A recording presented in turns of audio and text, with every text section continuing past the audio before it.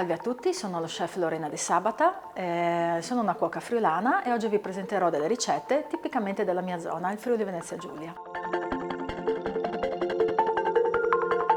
Per preparare le ricette, oltre ad avere un po' di manualità e saper cucinare, c'è bisogno soprattutto di materie prime di alta qualità. Le posso trovare sull'e-commerce Fattorie Friulane.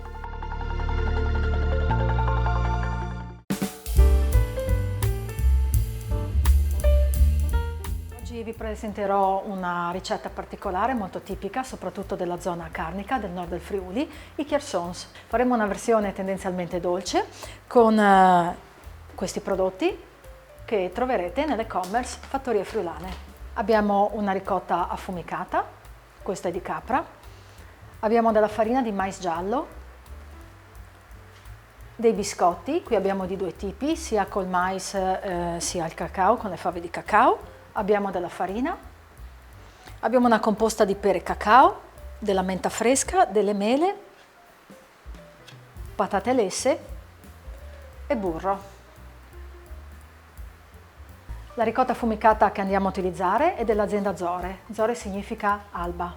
L'azienda è taipana, è un'azienda molto interessante, intanto perché ha conduzione femminile. Abbiamo Alessia che ha le sue capre, le alleva, fa la produzione, si occupa di tutta l'azienda e è veramente un prodotto stupendo questo. Per questa ricetta utilizzerò anche due tipologie di biscotti, sono della pasticceria Mosaico Cocambo, loro sono Aquileia, proprio davanti alla Basilica, un posto stupendo. Tra l'altro le loro lavorazioni sono tutte artigianali e partono dalla lavorazione della fava del cacao.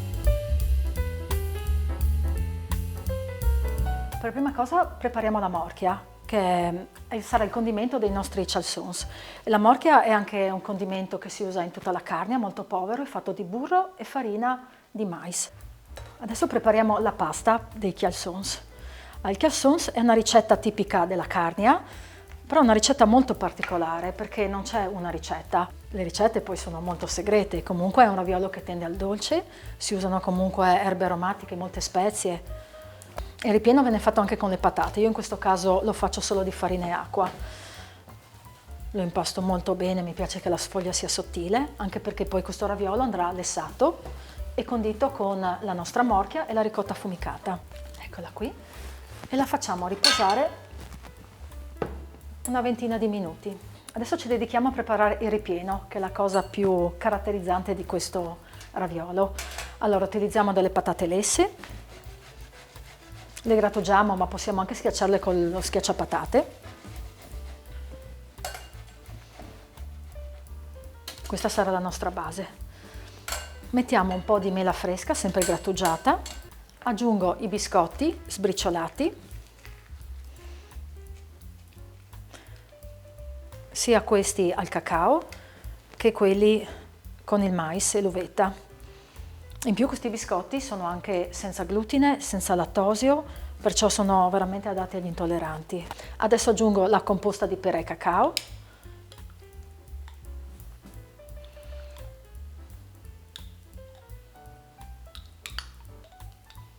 Adesso cominciamo a realizzare veramente i nostri chalsons. Allora, la pasta ha riposato, perciò diventerà più facile da tirare. Teniamo a portata di mano un po' di farina per stendere meglio la pasta.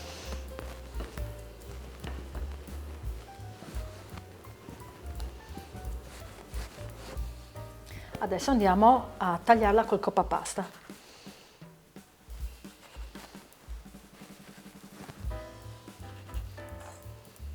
Mettiamo il ripieno al centro.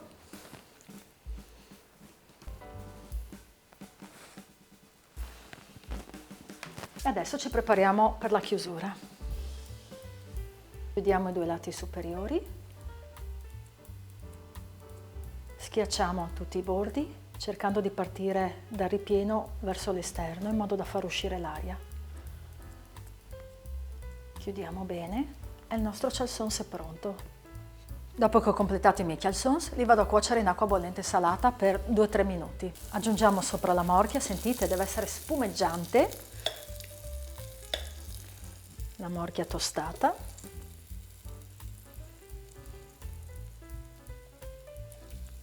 Questi sono i chalsons della tradizione carnica, avete visto pochi ingredienti, semplici, pochi ingredienti ma messi in maniera equilibrata, messi bene, un ripieno semplice, burro e mais, piatto povero, però animo ricco.